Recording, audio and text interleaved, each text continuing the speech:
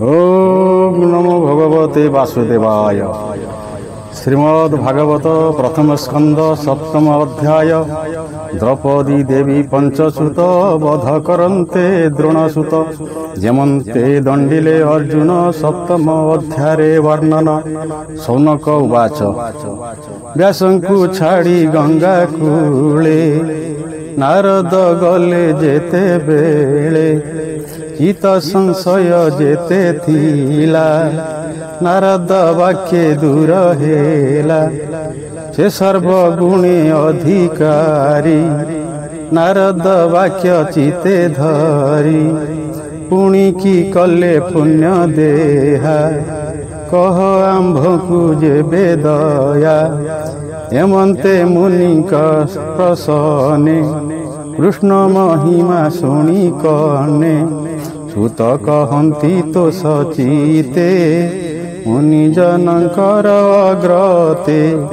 सुत उवाच से ब्रह्म नदीर पश्चिमे आश्रम सम्या प्रासनामे तहि अशेष मुनिजन एणु अनेक यज्ञस्थान मध्ये बदरी नामे वन व्यासंक नियत आश्रम से बने सरस्वती जले स्नान सारी प्रातः काले विष्णु भक्ति चिंती मने मुनि बसिले जोग ध्याने निर्मल मने ध्यान करी तक्षणे प्रभु नरहरि माया सहिते हेले दृश्य जे हरि पुराण पुरुष जे माया त्रिगुणे जड़ित जीव जहिरे होई ग्रस्त असत्य सत्य प्राय मणे आत्मार गति न प्रमाणे तेणु से जन्मादि अनर्थ जीवकु हुई प्रापत ताहा को उधारिबा अर्थे कृष्ण भक्ति जोग पथे रचिले भागवत वाणी ए जीव तरे ताहा शुणी भक्ति लभे कृष्ण पादे न पड़े शोक मोह द्वंद्वे संहिता करी हरि बाणी सुख मुनि की पासे आनी स्वभावे तांको निज सुत हर से देले भागवत विशेष गोविंद प्रसन्ने माया न लागे तांको मने। शौनक उवाच माया न लागे जार चिते कि प्रयोजन तार ग्रंथे सुख स्वभावे आत्मा राम ताहार ग्रंथे किबा श्रम काहार अर्थे व्यास सुत अभ्यास कले भागवत निर्लेप जोगी से जुकते संशय लागे आत्मचिते।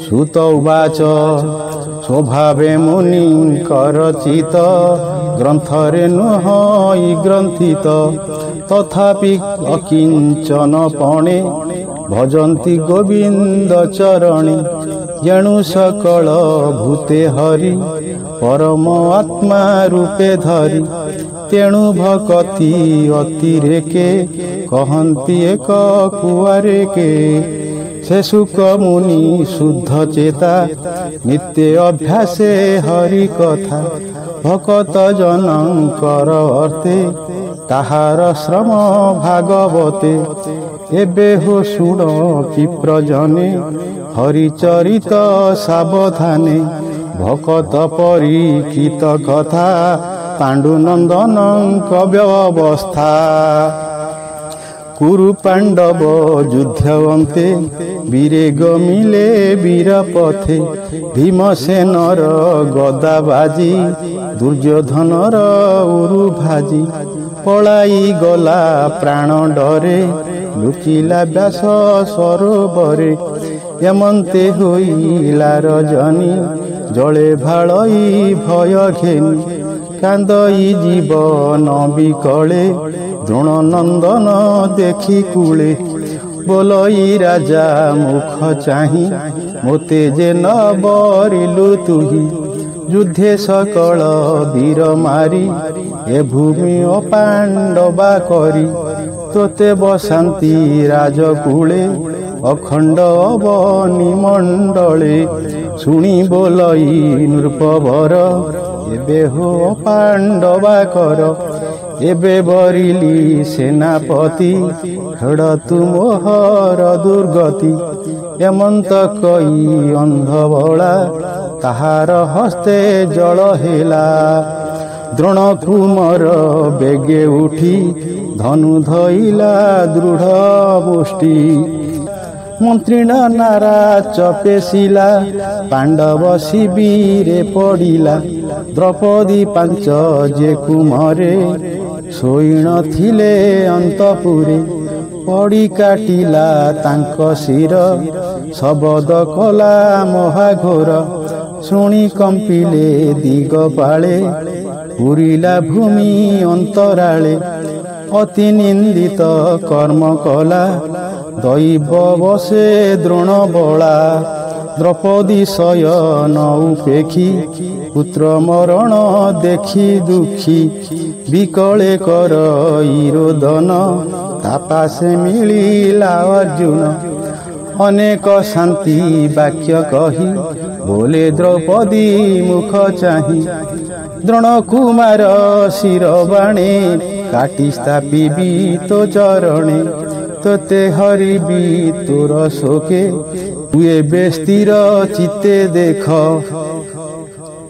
ସେ ବ୍ରହ୍ମ ବନ୍ଧୁ ଆତତାଇ ତାହାର ବଧେ ଦୋଷ ନାହିଁ ଏମନ୍ତେ ମଧୁର ବଚନେ ଶାନ୍ତି କରାଇ ତାର ମନେ ଯାର ସାରଥି ଭଗବାନ କେ ତାରେ କରେ ଅପମାନ ଗାଣ୍ଡିବ ଧନୁ ଧରି ହସ୍ତେ ବସିଲା କପି ଧ୍ୱଜ ରଥେ ବେଗେ ଧାଇଁଲା ସଜ ହୋଇ ଦେବେ ଗଗନେ ଛନ୍ତି ଚାହିଁ ଅର୍ଜୁନ ଦେଖି ଦ୍ରୋଣ ବଳା କାତରେ ହୃଦୟ କମ୍ପିଲା ବାଳକ ବଧେ ଛନ ମନେ ପଳାଇ ଜୀବନ ରକ୍ଷଣୀ ପଶିଲା ଯାଇ ଘୋର ବନେ ରୁଦ୍ରଙ୍କ ଡରେ ଅର୍କ ଜେହ୍ନେ ତାର ରକ୍ଷକ କେହି ନାହିଁ ଶ୍ରମେଣ ଅଶ୍ଵ ନ ଚଳଇ ପ୍ରାଣ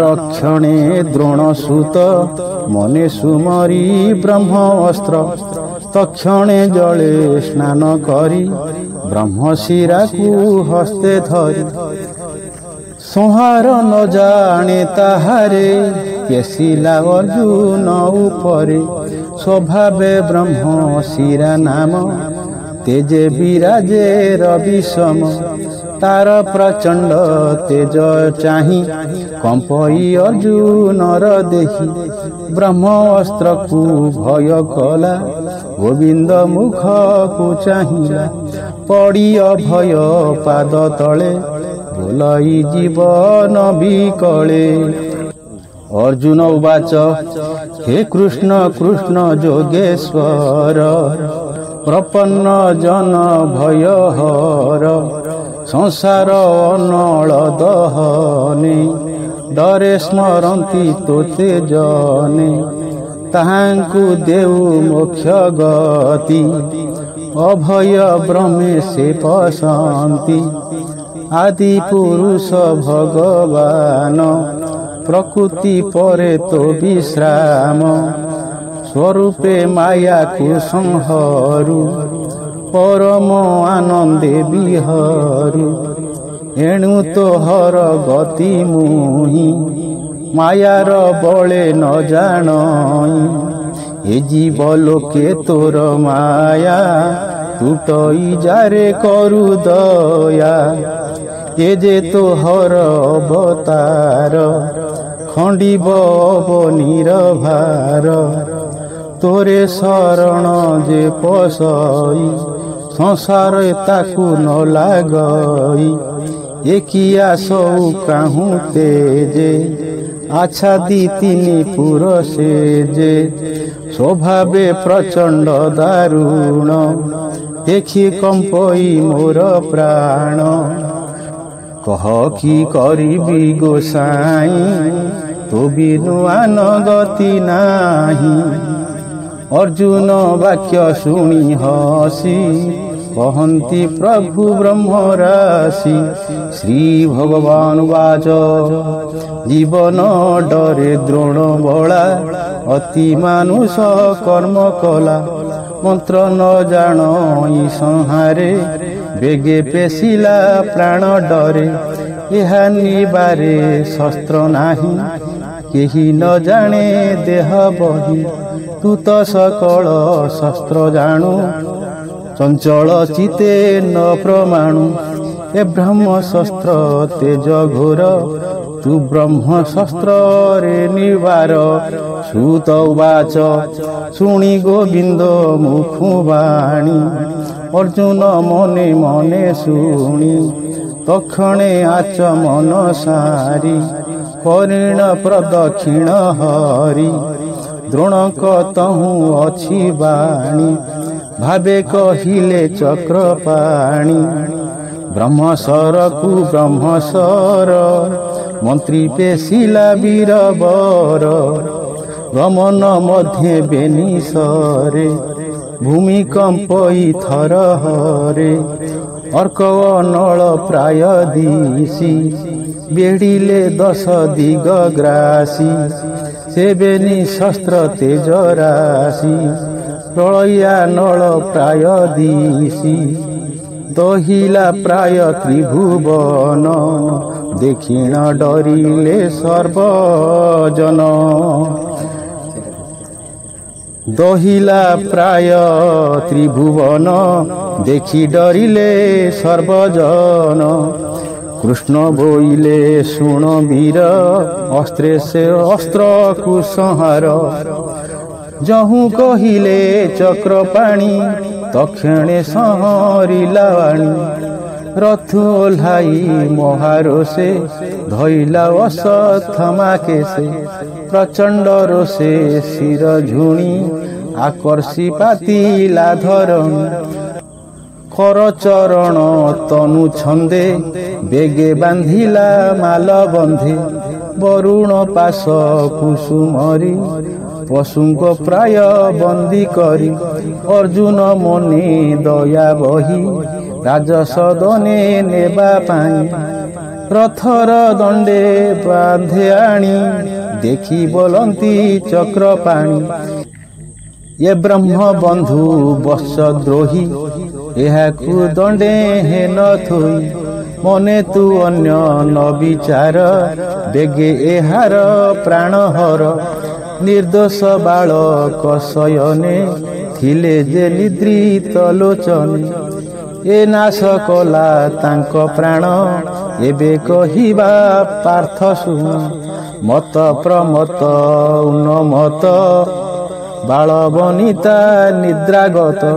शरणागत रथहीन युद्धे संकित रिपुजन।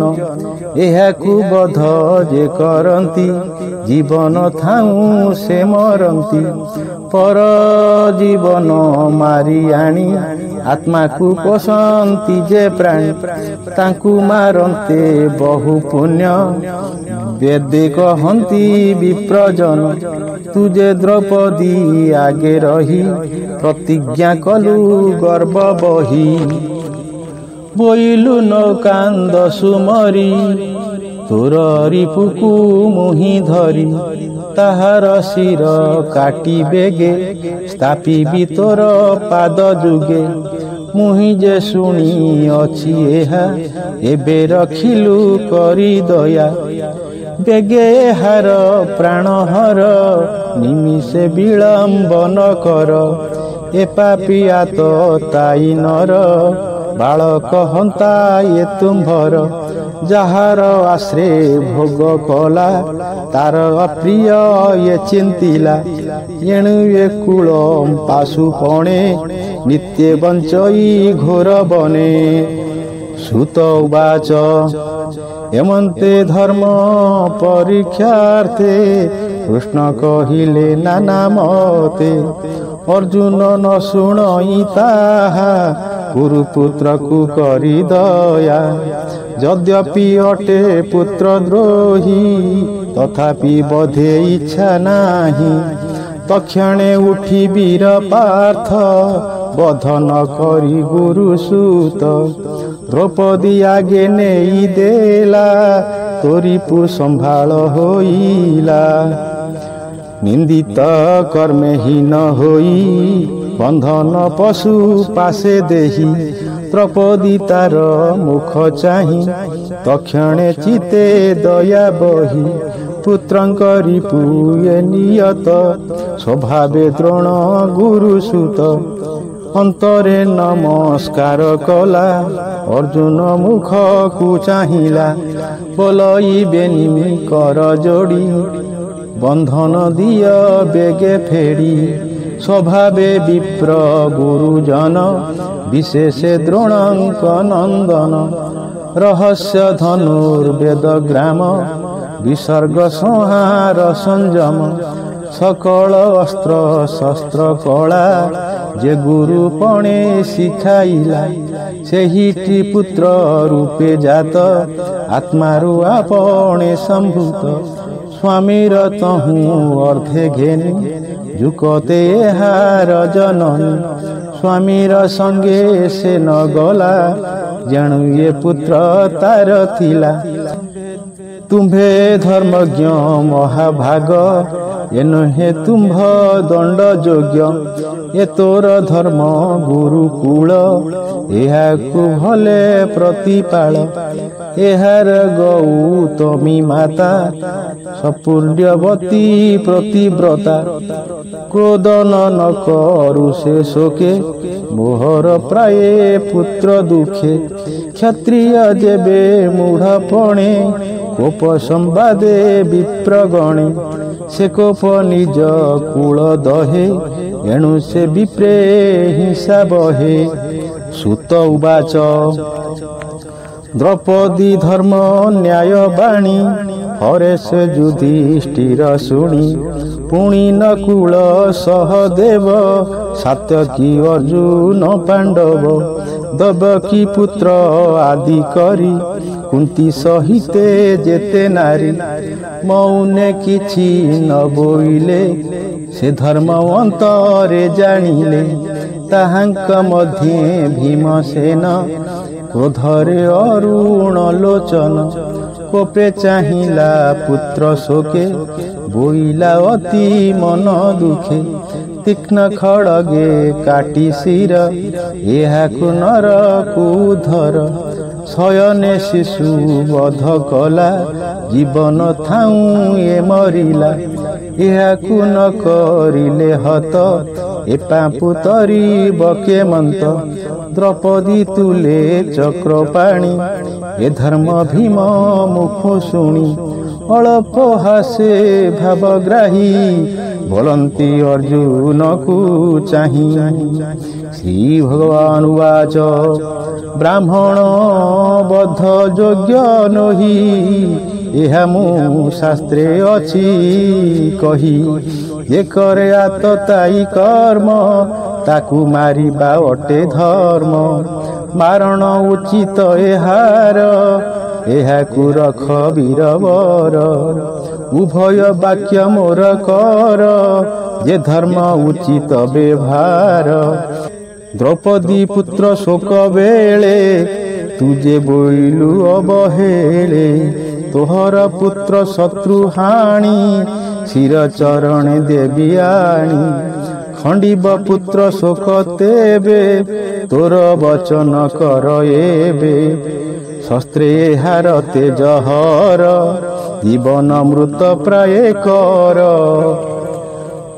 ଶାସ୍ତି ଲାଞ୍ଛନେ ଏ ବିହରୁ ଏ ବିପ୍ର ଜୀବନେ ନ ମରୁ ଶୋକ ନଥାଉ କୃଷ୍ଣାଚିତେ ଏ କଥା କର ଭୀମ ହିତେ ଏ କଥା ମୋର ସନମତ ଶୁଣି ଅର୍ଜୁନ କୃତ୍ୟ କୃତ୍ୟ ତକ୍ଷଣେ ଉଠି କୋପ ଭରେ ତୀକ୍ଷ୍ଣ ଖଡ଼ଗ ଧରି କରେ କେଶ ଧଇଲା ବାମ ହସ୍ତେ ମଣି ଯେ ଥିଲା ତାର ମାଥେ ଖଡ଼ଗ ଧରି ମୂଢ଼ ମୁଷ୍ଟି ମଣି ସହିତେ ଶିଖା କାଟି ଆଣି ତୋହିଲା ବାହୁ ବଳେ ଦ୍ରୌପଦୀ ଦେବୀ ପାଦ ତଳେ बंधन तक्षणे खेला द्रौपदी ता मुख चाहिला बालक हत्या दोषहीन मलिन दिशे ता बदन मणिहरणे तेज गला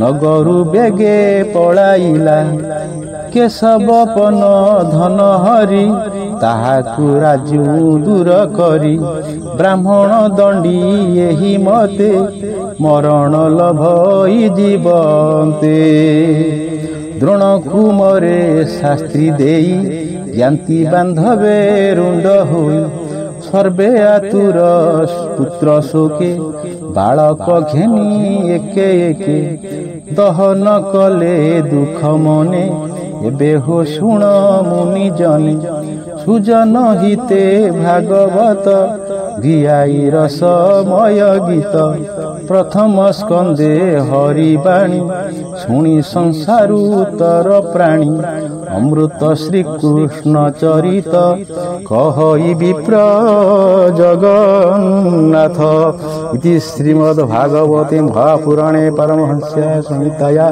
प्रथमस्कन्धे द्रौपदी पुत्रवधे अश्वत्थामा मणिहरणं नाम सप्तमोऽध्याय। ओं नमो भगवते वासुदेवाय।